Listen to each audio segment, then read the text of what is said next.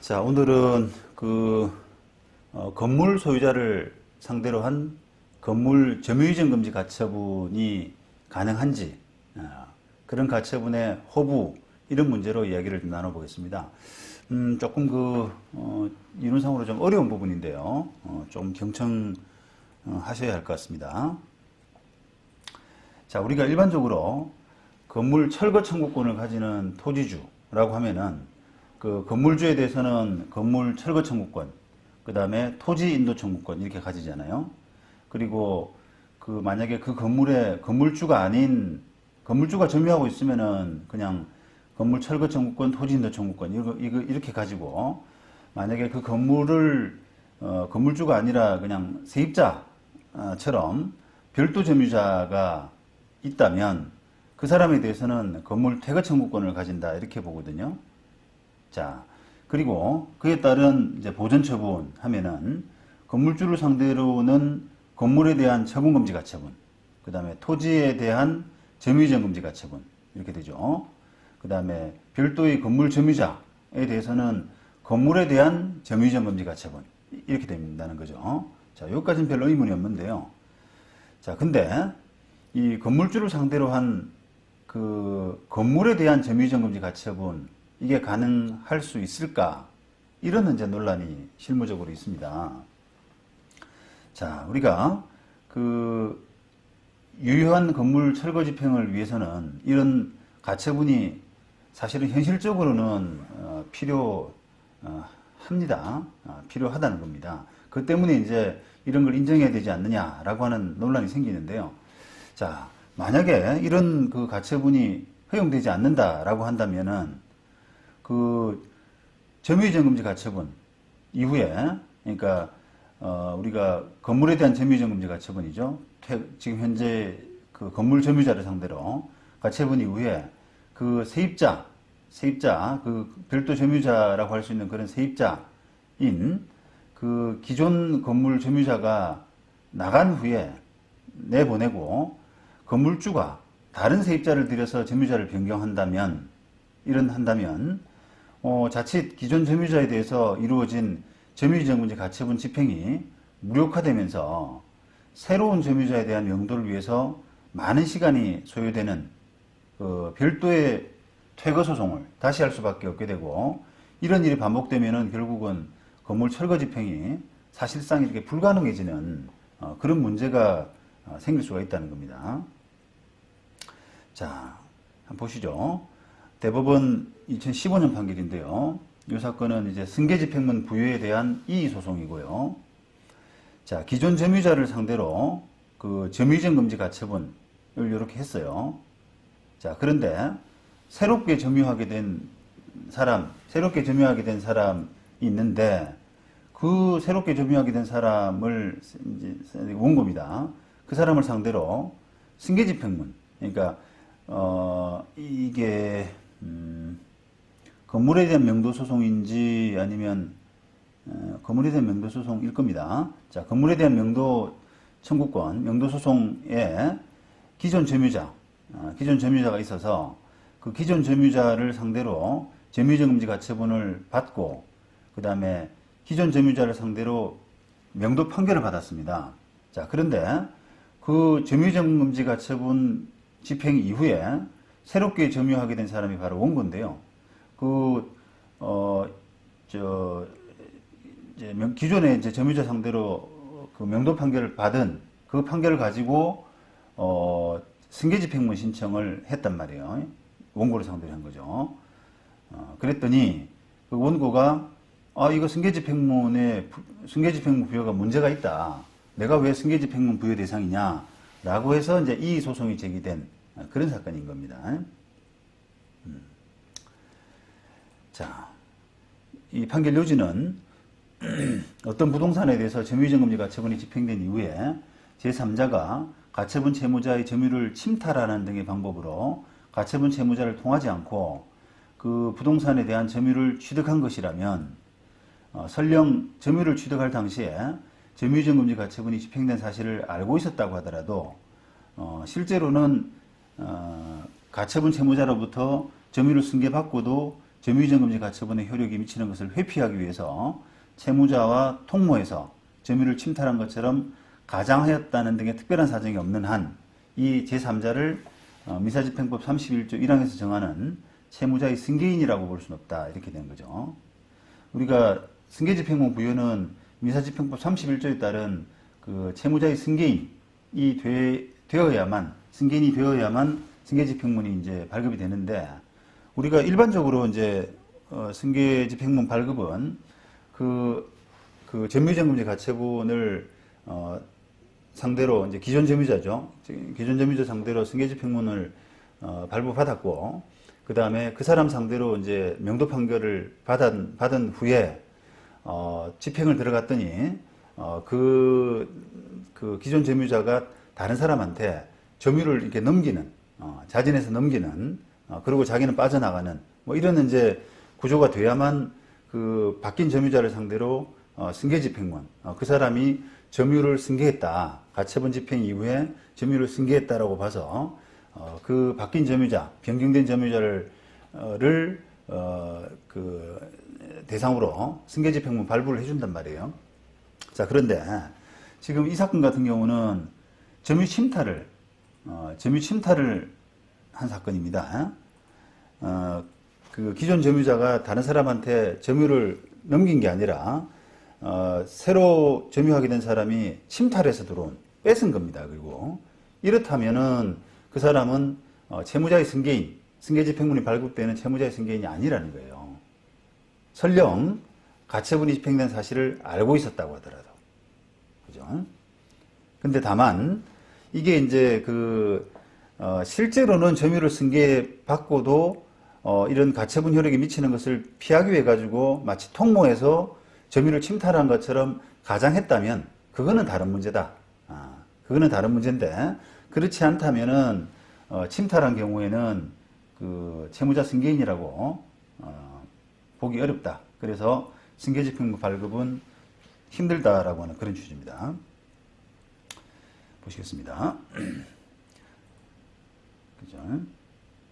승계집행문은 하여튼 그런, 읽어보시죠. 승계집행문은 판결에 표시된 채무자의 포괄 승계인이나 그 판결에 기한 채무를 특정해서 승계한 자에 대한 집행을 위해서 부여되는 것인데, 이와 같은 강제집행 절차에 있어서는 권리관계의 공권적인 확정, 그리고 그 신속 확실한 실현을 도모하기 위해서 절차의 명확 안정을 중시해야 하기 때문에 그 기초되는 채무가 판결에 표시된 채무자 이외의 자가 실질적으로 부담해야 되는 채무를 한다거나, 그 채무가 발생하는 기초적인 권리관계가 판결에 표시된 채무자 외의 자에게 승계되었다고 하더라도 그런 사람이 판결에 표시된 채무자 포괄 승계인이라든지 아니면 판결상의 채무 자체를 승계해서 특정해서 승계하지 않는 이상 그 자에 대해서 새롭게 그 채무의 이행을 소구하는 것은 변론으로 하고, 판결에 표시된 채무자에 대한 판결의 기판력 그리고 집행력의 범위를 그 채무자 이외의 자에게 확장해서 승계집행문을 부여할 수는 없다. 그죠? 그러니까 승계집행문 부여는 요건이 좀 제한되어 있다, 이런 뜻입니다. 포괄적으로 승계한다거나, 그죠? 포괄적으로 승계한다거나, 아니면 그 채무를 판결에 기한 채무를 특정해서 승계한 사람, 소송물 승계인이라는 표현을 쓰죠. 그런 사람에 대해서 승계집행문이 부여되는데 그런 부분에 국한돼야 된다는 거죠. 그리고 승계집행문 부여에 대한 이의소에서 승계 사실에 대한 입증 책임은 채권자인 피고에게 있다, 이렇게 보는 거죠. 입증 책임도 승계 사실을 주장하는 이 사건에서는 이제 승계집행문 부여 이의 소송이기 때문에 이것은 피고에게 있는 거죠. 자, 한편 어떤 부동산에 대해서 점유이전금지 가처분이 집행된 이후에 제3자가 가처분 채무자의 점유를 침탈하는 등의 방법으로 가처분 채무자를 통하지 않고 그 부동산에 대한 점유를 취득한 것이라면, 설령 그 점유를 취득할 당시에 점유이전금지 가처분이 집행된 사실을 알고 있었다고 하더라도 기본적으로는 채무자의 승계인이라고 할 수 없다. 아까 말씀드린 요지입니다. 자, 그런데 원심은 이게 이제 잘못 판단한 거예요. 이 승계집행문을 부여해야 된다라고 판단했습니다. 근데 대법원은 침탈한 이상, 그러니까 자진 승계한 그런 경우가 아니라 침탈해서 들어온 그런 점유자라면 원고가 승계집행부 부여 대상이 아니다라고 판단한 겁니다. 자, 원심은 어떻게 잘못 판단했느냐? 이 원고의 그 점유 부분에 대한 점유 경위, 어떻게 해서 점유하게 됐느냐, 이런 부분에 대해서는 별다른 설시도 없이 그냥 막연하게 점유이전금지 가처분 결정이 있었고, 기존 점유자 상대죠.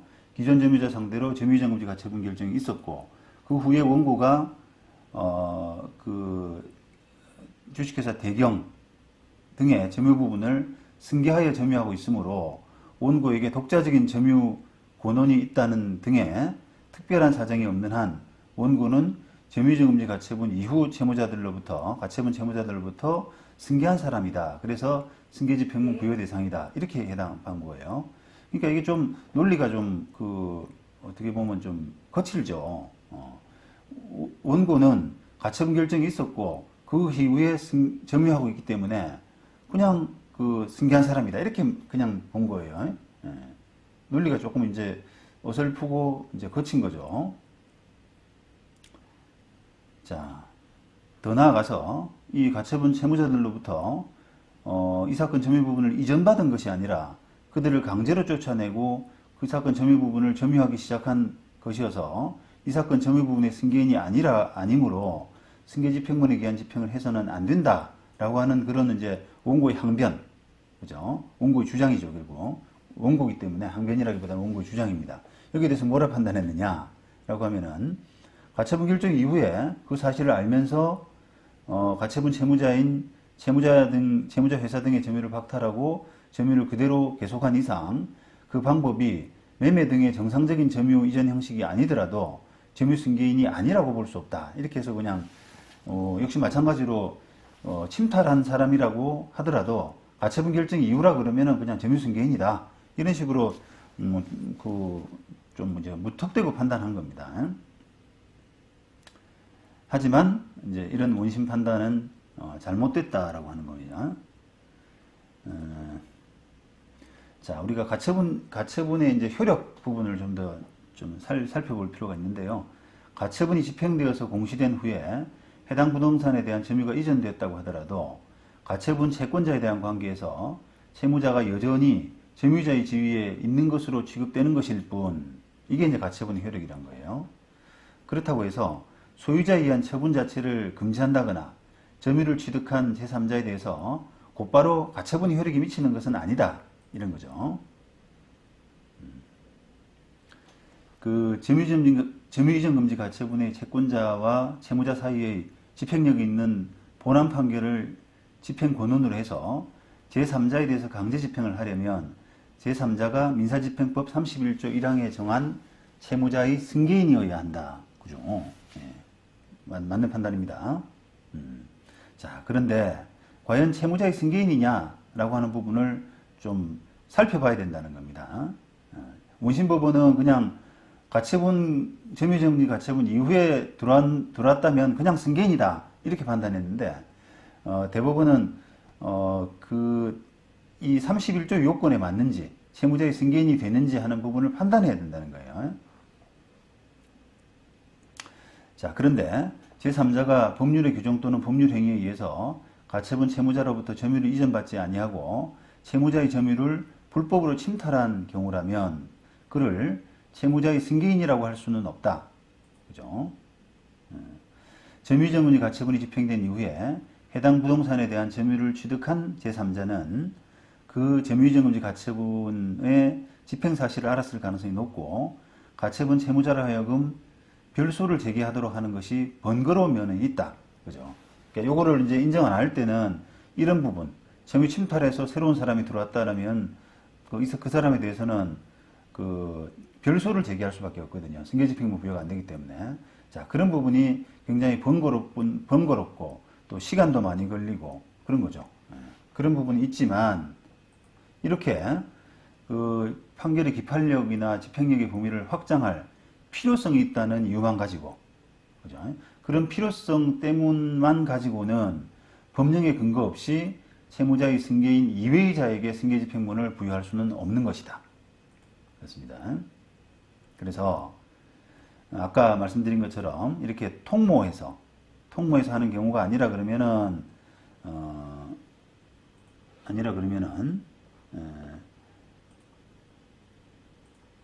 통모해서 하는 경우가 아니라 그러면은 새로 소송, 승계집행문이 아니라 새로 소송을 해야 된다 하는 겁니다. 그리고 이제 요런 사람이라 그러면 또 뭐 인도 단행 가처분 이런 것도 다른 절차로서 한번 구제받는 방법도 생각을 할 수가 있다는 거예요.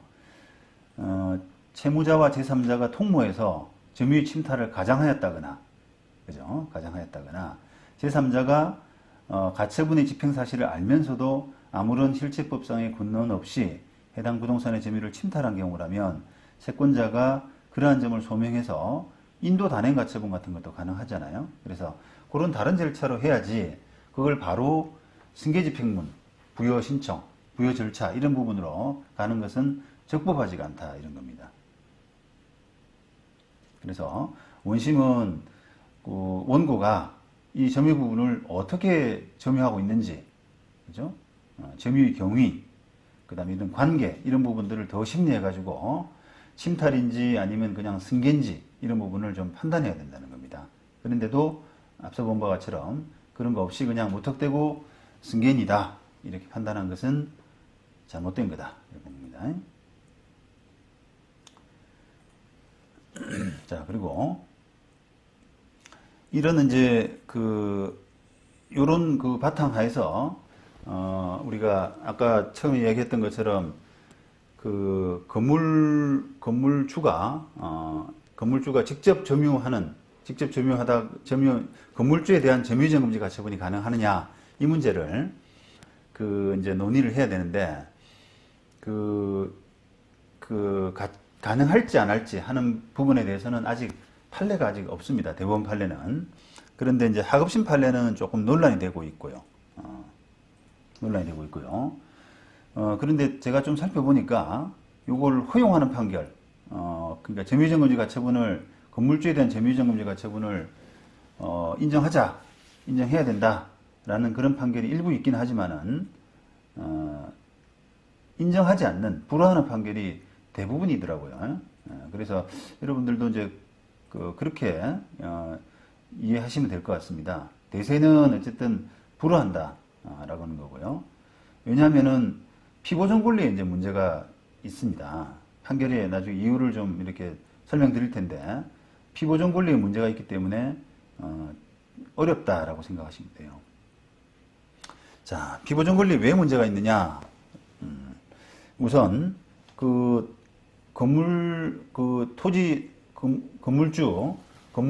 건물주에 대한 점유이전금지 가처분, 그러니까 토지 소유자입니다. 토지 소유자가 건물주에 대한 점유이전금지 가처분을 생각할 때, 상정할 때 퇴거 청구권이 있지 않느냐 이렇게 한번 일단 생각해 봅시다. 퇴거 청구권. 퇴거 청구권이 있다 그러면은 점유이전금지 가처분이 가능할 수가 있잖아요. 그죠? 퇴거 청구권. 근데 결론적으로는 퇴거 청구권은 대법원 판례상 인정되지가 않는다는 겁니다. 대법원 99년도 판결은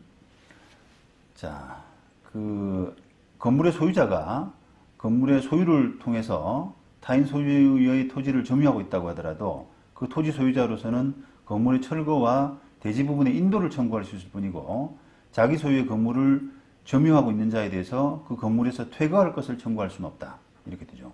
그죠? 그래서 퇴거 청구권이 없다라고 하는 부분은 명백하고요. 자, 그 다음에, 건물에 대한 철거 청구권.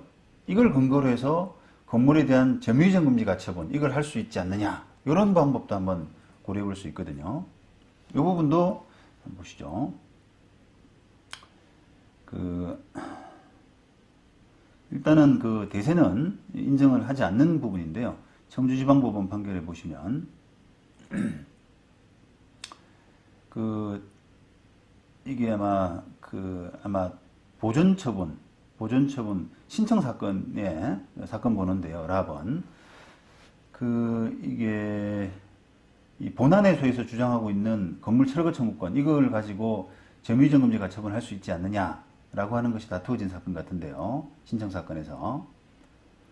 그 타인의 토지 위의 건물로 인해서 그 토지 소유권이 침해되는 경우에 그 건물을 철거할 의무가 있는 사람은 건물의 소유자나 그 건물이 미등기인 건물일 경우에는 건물을 매수해서 사실상 또는 법률상 또는 사실상 처분할 수 있는 사람이 되는 것이고, 그러니까 건물을 철거할 의무가 있는 사람은 기본적으로 건물 소유자나 사실상 처분권자인 거죠. 되는 것이고, 한편 점유이전금지 가처분은 그 목적물의 점유 이전을 금지하는 것이어서 점유가 이전되었을 때는 가처분 채무자는 가처분 채권자에 대한 관계에서 여전히 점유자의 지위에 있는 것일 뿐 목적물의 처분이 금지 또는 제한되는 것은 아니기 때문에, 따라서 토지 소유권에 기초한 건물 철거 및 토지인도 청구권은 건물 소유자에 대한 건물 처분금지 가처분의 피보전 권리가 될 수 있을 뿐이고, 건물 소유자에 대한 건물 점유이전금지 가처분의 피보전 권리가 될 수는 없다라는 거죠.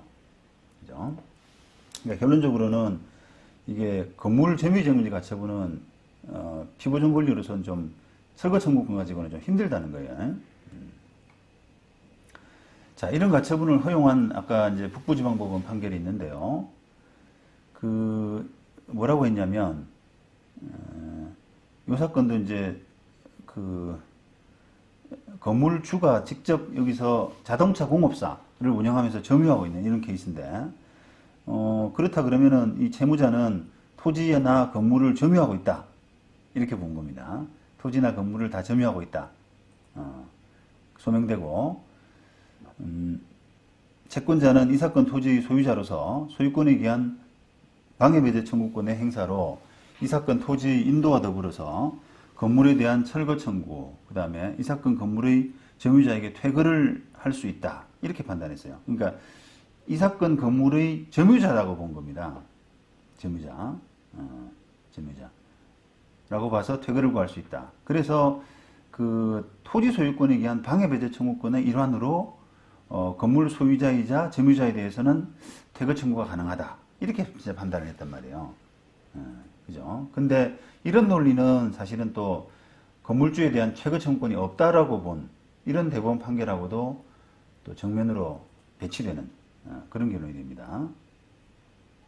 결국은 건물을 직접 점유하는 건물주에 대한 퇴거 청구를 허용하지 않는 현행 대법원 판례상으로 볼 때 이런 가처분은 허용되기가 좀 어렵습니다. 만약 이런 가처분이 가능하게 된다면 건물에 대한 점유이전금지 가처분 집행 이후에 점유자에 대해서 승계집행문 부여가 가능할 수 있게 되잖아요.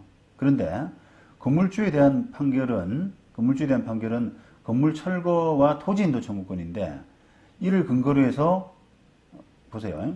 건물주에 대해서는 건물 철거와 토지인도 청구권을 받았고 그 판결문 가지고 승계집행문을 받아야 되는데, 그걸 새로운 점유자에 대해서 퇴거집행을 위한 승계집행을 허용하는 이런 꼴이 돼버리지 않습니까? 그죠? 이게 보전처분을 퇴거 청구권으로 하게 되면은 본안 판결하고 맞지 않는다는 겁니다. 본안 판결은 건물 철거와 토지인도 청구권 밖에 못 받는데, 이거를 승계집행문은 또 퇴거집행을 위한 승계집행문 이걸 허용하는 꼴이 되기 때문에 이 논리 모순이 발생할 수밖에 없는 겁니다. 그래서 아까 대법원 판결에서 조금 설시한 것처럼 이런 제도, 이런 해석은 철거 집행을 앞두고 이루어지는 고의적인 건물 점유자 교체 문제를 유효적절하게 효율적으로 대응하기에는 좀 부족한 것은 사실이에요. 하지만은 이는 향후 제도 개선으로 좀 보완되거나 아니면 현실적으로는 단행 가처분 이런 방법으로도 대처해 나갈 수 있는 그런 문제라고 봅니다.